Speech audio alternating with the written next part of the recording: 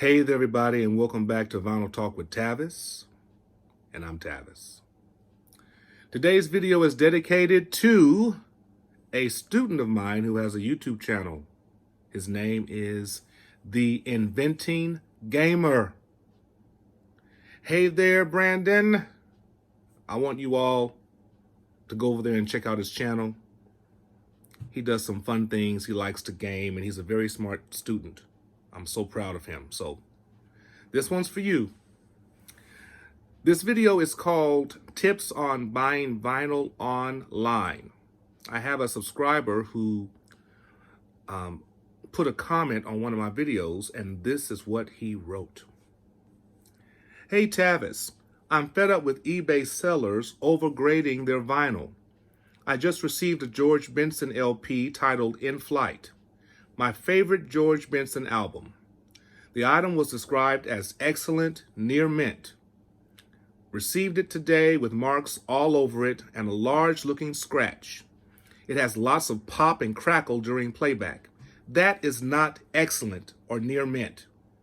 I'd like to hear your thoughts and experiences on your vinyl purchases from the likes of both eBay and Discogs when you do your next video. It's really hit and miss with these sellers. I'm returning it. I'm not happy today. I agree with you wholeheartedly. I would definitely return it, and I would also be sure to write a review about your experience on that particular platform that you ordered from. Go to his site where he sells his stuff and rate your experience with him or her. I'd like to start out with saying that I am in no way an expert on buying vinyl online, okay? So any of you out there who are watching this video, if you could post or comment about your experiences or write some tips on how we can navigate our way through this online vinyl experience, please do so. So there are three main places where I buy my vinyl online. Okay, we have Amazon, eBay, and Discogs. Now let's start with Amazon. For me, when I buy Amazon vinyl, I always buy it new. And I'm an Amazon Prime member, so I get that free shipping thing and it comes the next day or in 2 days. I kind of stay away from used vinyl on Amazon. I've heard some pretty bad experiences with Amazon buying used, okay? I think the last thing I purchased on Amazon was the Michael Jackson Thriller album, and it was new and it was cheap, and I went ahead and got it. So let's talk about eBay. eBay is the place where I had one negative experience. Now, I've been buying vinyl for 3 years online. And with eBay, I purchased this past summer in 2019, I purchased the Emotions Rejoice album. I think it was it wasn't an auction. It was just to buy right out, to buy it now. Yeah. And I got the record about 2 weeks later, and it was warped when I opened it. I was so upset. And the description of this product was like it was mint condition, just like U-string bean. It said near mint, perfect condition, no scratches. So when I got it and opened it up, I was very upset. So I took a picture of it and sent it to his eBay account. And in about a week, he refunded my money. That was the only negative experience I've had with eBay. I was sure to write a review about that experience on his account.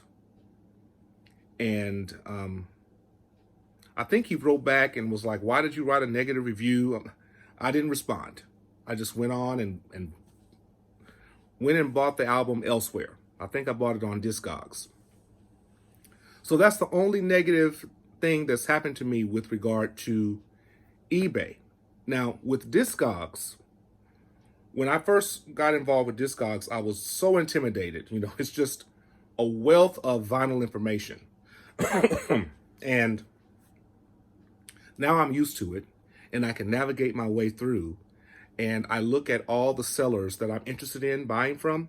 I look at their ratings. So be sure that you look at the ratings of the sellers. And for me, if the seller has 95% or below, I don't buy from them. I buy from sellers who have a 96 and above rating. And of course, I read the description of the product, and I look at the scaling, the vinyl scales, like if it's near mint. If it's mint, it's not opened.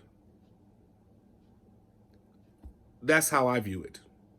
If it's near mint, it's open, but it's never been played. So they say. And it looks just brand new. It looks brand new. And if it's in very good condition, it has a few thin scratches, but it's still playable and it plays great. So I look at the scaling and I'm like, okay, if it's very good and above, I usually buy it. Okay. And I've had no problems with buying on Discogs. I make sure that I look at the seller's ratings.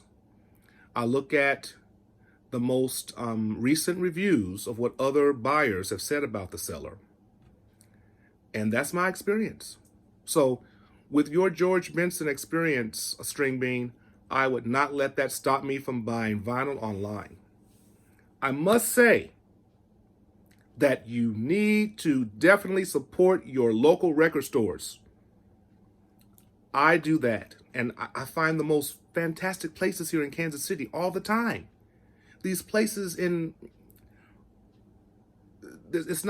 doesn't say record store on it. It's just some small little building way in the dark somewhere, and you just happen upon it and you walk in, and it's just a wealth of vinyl, jazz and R&B, and it's in great condition. So I'm sure to do that. But if you're buying vinyl online, look at the seller's ratings and reviews. And when you have a good or bad experience, you be sure to write that review on that seller's account. That's what I do. Now, I hope that answers your question, and I hope I did a good job. Again, any of you out there, please comment below on your experiences with buying vinyl and any tips you have. Now, I've ordered vinyl far away 2 times. And the first place, oh, here it is. I ordered this. I'm so proud of this. I show it all the time. Ellis and Tom. This came from Rio de Janeiro. It took about 3 weeks to get it. I think it did. It was in wonderful condition, coming all the way from Rio de Janeiro. This album is in top-notch condition. It didn't come warped. There are no scratches on it. It plays flawlessly. So you can have some wonderful experiences with buying online. So that's the benefit of buying online. You can buy anything. You can find any record you want, pretty much. Another place that I bought far away, this came from the UK. This is a very rare gospel record. And I think now on Discogs, there's one place that sells it in the United States. It's really expensive. I got this from the UK. It was $13. I got it quick. And it came in perfectly. It's a flawless record. It's in, I'd say, near mint condition. So I've had some wonderful experiences online. Don't let that one little bad situation stop you from buying online. Again, check the seller's ratings and go for it.